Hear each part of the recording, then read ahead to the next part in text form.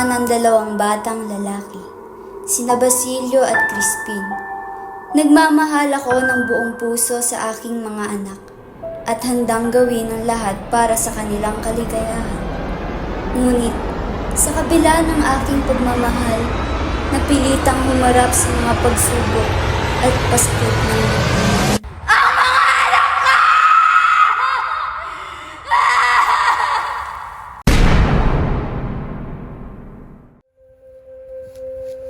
Magdasal tayo!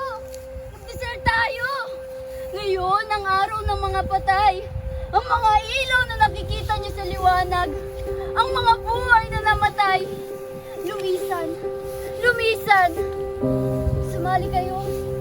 Magdarasal natin ang mga anak ko! Anak ko! Anak ko!